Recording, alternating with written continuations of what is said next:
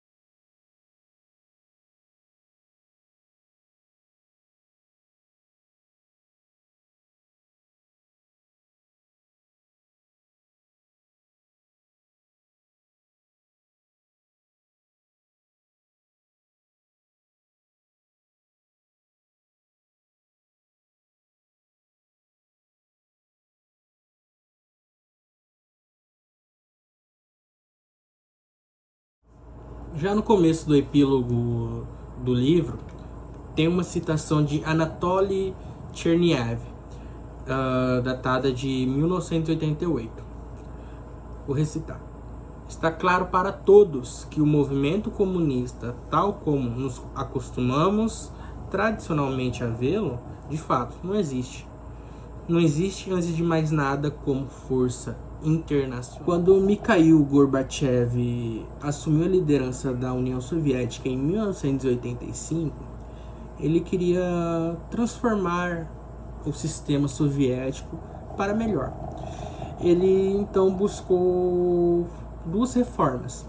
A primeira era a perestroika, que era uma reestruturação econômica que buscava dar uma certa liberdade para o público interno do país, e a glasnost, que incentivava uma maior transparência e liberdade de expressão.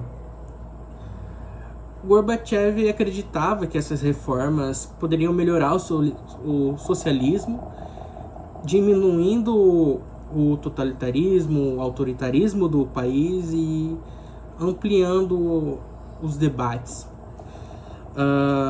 E tornando mais flexível, claro.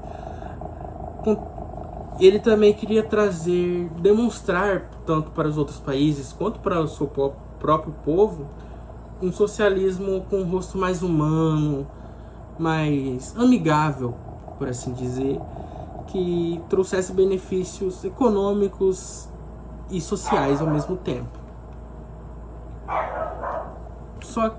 Só que isso acabou gerando tensões. Primeiro, porque ao invés de consolidar aquele poder soviético que já era gigantesco naquela época, essas reformas acabaram que expôs profundas contradições do sistema. A glasnost, por exemplo, permitiu que aquela população que antes tinha o seu livre expressar reprimido, a glasnost liberou. E isso acabou fragilizando o sistema de legitimidade do Partido Comunista. E as populações de várias das repúblicas que formavam a União Soviética começaram a exigir mais autonomia. e os movimentos de independência dessas repúblicas começaram a ganhar força, a ganhar massa. E essas tensões crescendo, o governo conseguiu manter o controle. Você acha? E essas tensões crescendo, o governo conseguiu manter o controle. Você achou mesmo? Não, brincadeira. Não conseguiu. E essa tentativa de reposicionar a União Soviética, certo? Vai parar aqui. Com essas tensões internas crescendo, o governo não conseguiu manter aquele controle desejado. E a tentativa de reposicionar a União Soviética como uma potência global fracassou. Ao tentar mesclar o socialismo e a democracia, Gorbachev inadvertidamente acelerou o colapso, ou seja, a autodestruição da União Soviética, que ele buscava reformar, melhorar, por assim dizer. Por outro lado, enquanto a União Soviética se desintegrava pelas medidas propostas por Gorbachev, a China de Deng Xiaoping seguia um caminho completamente diferente. Deng, por exemplo, rejeitou aquelas ideias de Gorbachev e, em vez disso, optou por combinar o autoritarismo político com as reformas econômicas orientadas ao mercado, que é a economia de mercado, como chamamos atualmente. A China, sob a liderança de Deng, abandonou suas pretensões de ser líder do comunismo mundial, ser aquele alvo exportador do comunismo para os outros países, e focou no desenvolvimento interno fundido com pragmatismo econômico, com nacionalismo exacerbado. O socialismo com características chinesas foi um modelo único que preservou o controle rígido do Partido Comunista, mas abriu também o espaço para um capitalismo de mercado.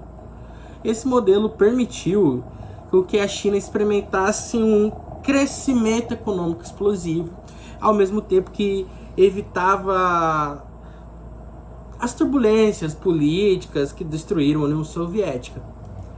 No entanto, esse crescimento veio à custa de liberdades civis, quando movimentos por maior abertura política surgiram lá na China, como no caso dos protestos da Praça da Paz Celestial em 89, eles foram rapidamente suprimidos.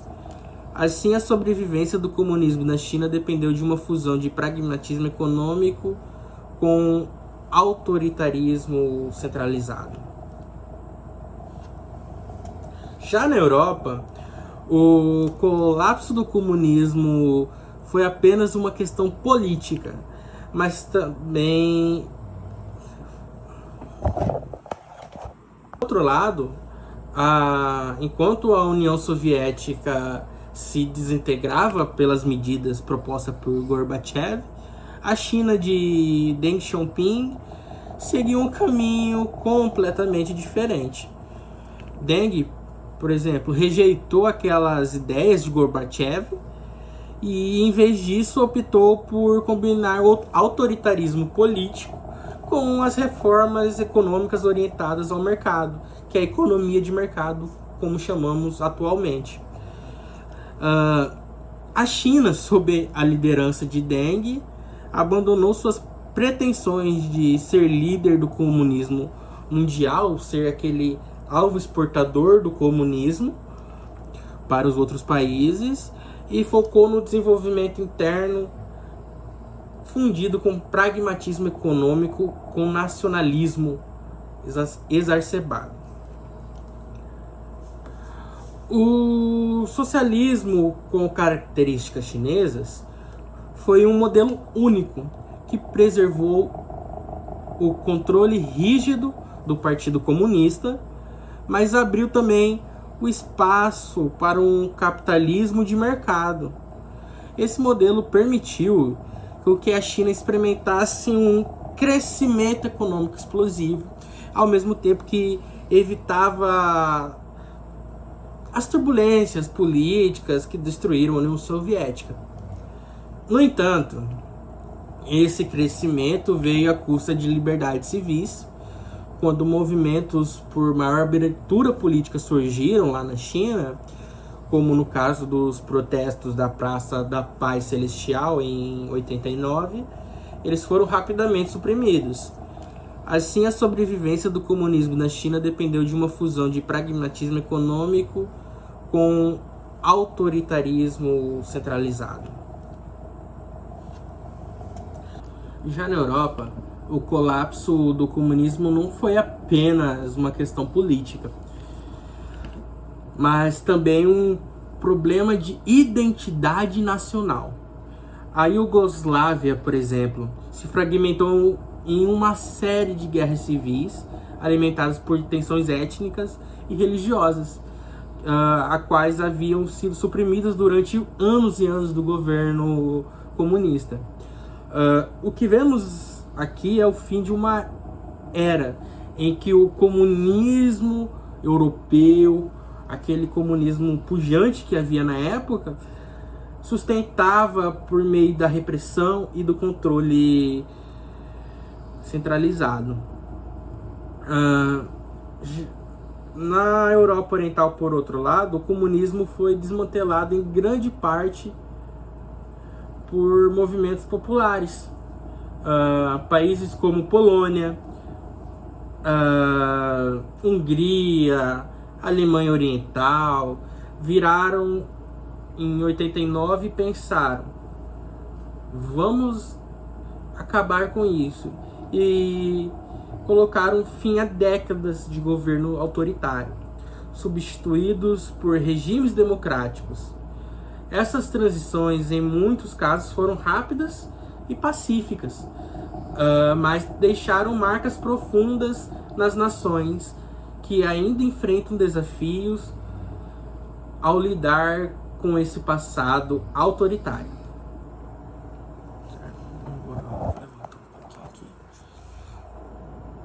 Apesar do colapso político do capitalismo, as ideias de igualdade e justiça ainda estão vivas.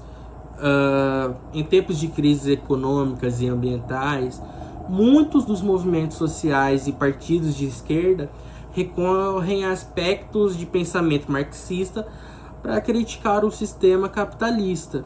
Essas ideias encontram eco em protestos contra a austeridade, a desigualdade, que é crescente no nosso meio, inclusive contra a destruição do meio ambiente.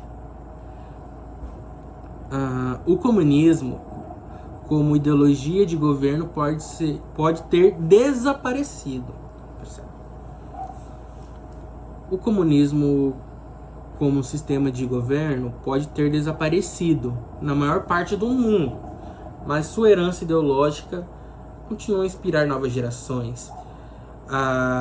As questões levantadas por Karl Marx sobre a exploração ideológica continuam a inspirar contra a exploração, contra a alienação, contra a desigualdade. Isso ainda é muito relevante, especialmente um mundo cada vez mais afetado por crises econômicas e por mudanças climáticas.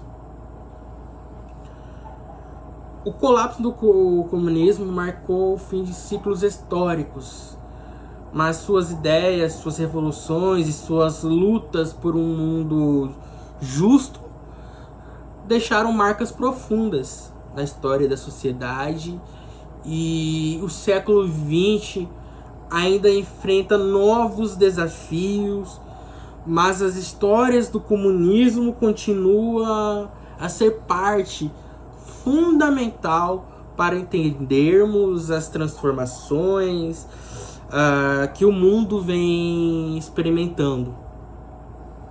O comunismo pode ter caído, mas o desejo, aquela vontade de justiça social, aquela vontade, aquele desejo por igualdade permanece. E a história continua a se desdobrar e as ideias que moldaram o século XX ainda influenciam os debates que moldarão o futuro.